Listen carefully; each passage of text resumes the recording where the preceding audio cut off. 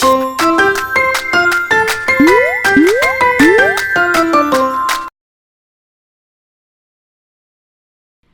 की औरत।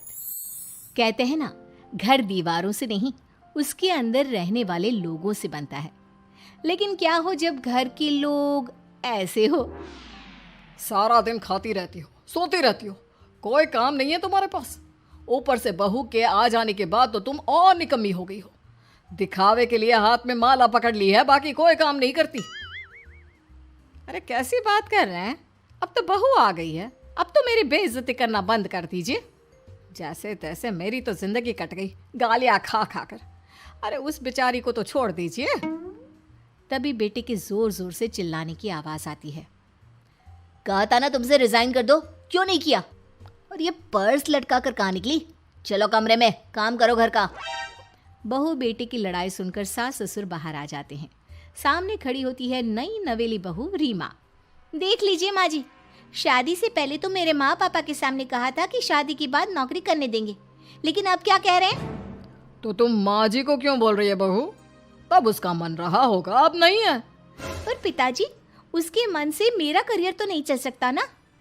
ससुर को बहू की बात पर गुस्सा आ जाता है। वो बेटी की तरफ देखता है। पापा से जबान लड़ाती है, रुक। ये बोलकर वो पत्नी को खींचकर कमरे में ले जाता है और बंद कर देता है। ये सब देखकर सास दुखी हो जाती है।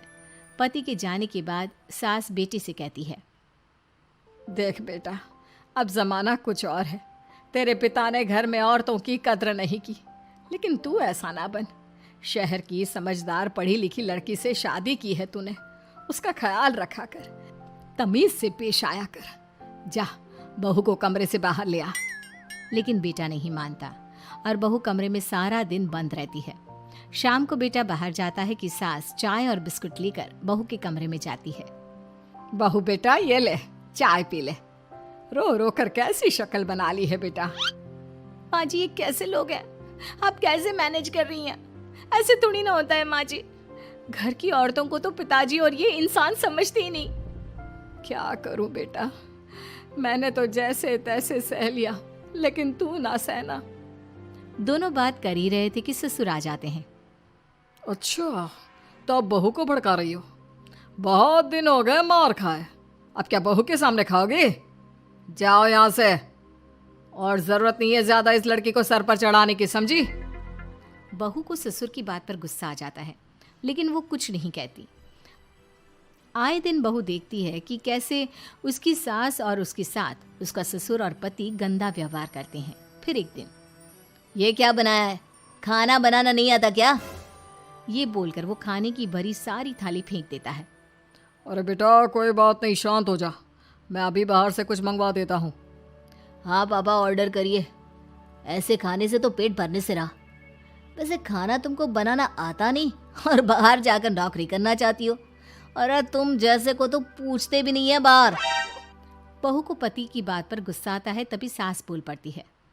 तेरे से ज्यादा पढ़ी लिखी है, वो तो तूने इसे कहा था कि तू नौकरी करने देगा तो तुझसे शादी कर ली, वरना ना ही करवाते इसके माँ बाप तुझसे शादी इसकी। और कमाती भी ये तेरे जितना ही है बेटा। बहू हैरान रह जाती है कि जो सास खुद के लिए एक बार भी खड़ी नहीं हुई, वो उसके लिए बेटे को भी भला बुरा सुना रही है। उसकी नज़र में सास की इज्जत और बढ़ जाती है। वो सास को देखकर ये सब सोच ही रही थी कि उसके कान में एक जोर से चांटे की आवाज आती है। किसको मार पड़ी? वो देख ही रही होती है कि उसकी नज़र जमीन पर बैठी सास पर पड़ती है। अभी तो धीरे से मारा, फिर जुबान खोली ना तो ऐसा मारूंगा कि कान के पर्दे फट जाएंगे। सास रो रही थी। बेटा और पति वहां से चले जाते हैं। पिताजी अच्छा किया माँ को जोर का चांटा लगाकर, आगे से जबान खोलने से पहले 4 बार सोचेंगी। बड़ी आई। दोनों हंसते हुए वहां से निकल जाते हैं। बहू सास को उठाती है और पानी देती है। मैंने ये दिन रोज देखे हैं बहू, लेकिन तू नहीं सहना। तू अपना जीवन अपने अनुसार जीना। शादी के वक्त मैंने तेरी माँ से बात करने की कोशिश की थी, उन्हें बताया था, लेकिन वो नहीं मानी। बहू सास को पकड़कर रोने लगती है। वो इसलिए नहीं मानी क्योंकि वो मेरी सगी माँ नहीं है। माँ जी, जिस तरह से आप मेरे लिए खड़ी हुई हैं ना, मेरी माँ भी नहीं हुई। बेटा मैं तेरा भला चाहती हूँ, तू नौकरी इस घर में रहकर तो नहीं कर पाएगी। एक काम कर, इस घर से चली जा, पैसे कमा और खुश रह। माँ जी हो सकता है कल तक मैं आपके इस फैसले को मान जाती, लेकिन आज नहीं। माँ जी आप यहाँ इस नर्क को झेले और मैं आपको छोड़कर चली जाऊं? नहीं, कभी नहीं। अगले रोज, सुनिए वो क्या है ना, मुझे कुछ कपड़े और गहनों की ज़रूरत है, तो ज़रा पैसे दीजिए ना। अब आप घर के मर्द हो तो पैसे तो आपसे ही मांगूंगी ना, बुरा तो नहीं लग रहा ना आपको? नहीं नहीं, बुरा क्यों लगेगा, ये लो कार्ड, कर लेना शॉपिंग। अगले रोज, बिजली का बिल आया है 10,000 का, भर दीजिएगा। इतना बिल कैसे आ गया? बेटा वो क्या है ना, सारा दिन बहू घर में रहती है तो कमरे में एसी और टीवी चलता रहता है। अब कम से कम बाहर जाए तो 4 पैसे कमा कर लाए, लेकिन हम लोगों को थोड़ी ना औरत की कमाई खानी है, वो तो मर्द ही करता है ना। पति पर्स देखता है और फिर हाँ माँ ठीक बोल रही हो, खैर चलता हूँ, ऑफिस का वक्त हो गया है। पति ऑफिस से पिता को फोन करता है। पापा घर के खर्चे तो बढ़ते ही जा रहे हैं, ऊपर से महंगाई आप देख रहे हैं। मैं सोच रहा हूँ क्यों ना मीना को नौकरी के लिए हाँ कर दूँ, 4 पैसे ही लाएगी ना घर में। वो तो तू ठीक बोल रहा है, लेकिन ये औरत की जात, कल को 4 पैसे कमाने लगे तो यह नहीं कि सर पर चढ़कर नाचे। हाँ पिताजी बात तो सही है, वो तो आप हैं जो माँ को मुट्ठी में रखा है, वरना मेरी वाली तो। खैर सोचते इस बारे में। शाम को पूरा परिवार साथ बैठा होता है। वो कल पनीर की सब्जी बनानी है तो थोड़े पैसे देकर जाना। और हाँ कीर्तन भी रखा है संडे को, उसके लिए सामान की लिस्ट बना दी है, ले आना। पापा को दे दो, वो ले आएंगे। अरे पापा कहाँ से ले आएंगे, मेरे पास नहीं है पैसे वैसे। लो पैसे ही नहीं है, मेरे पापा की जेब तो हमेशा नोटों से भरी रहती है। बेटा लक्ष्मी को जो पूजता है ना, उसके पास लक्ष्मी रहती है। जो घर की औरतों को मारे पीटे, वो भला कैसे लक्ष्मी का लाभ ले सकता है। वाह वाह क्या बात है, तो जबान खुल रही है तुम्हारी। लगता है भूल गई पुरानी मार और डांट क्या?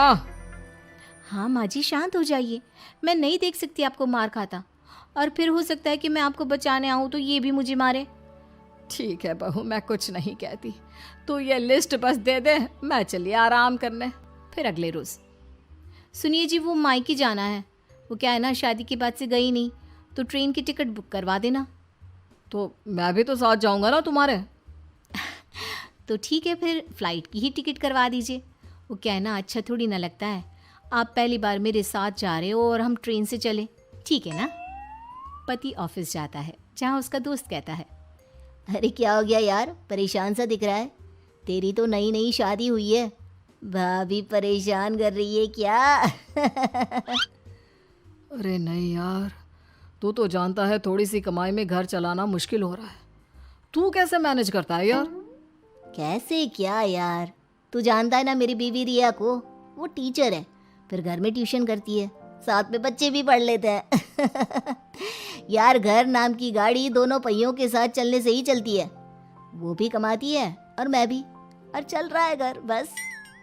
पति को दोस्त की बात समझ में आती है, लेकिन पिता का ज्ञान कैसे भूल सकता था। भाई कल को सर पर चढ़कर नाचने लगी तो। शाम को घर आता है जहाँ उसकी बुआ और उसका बेटा बैठे होते हैं।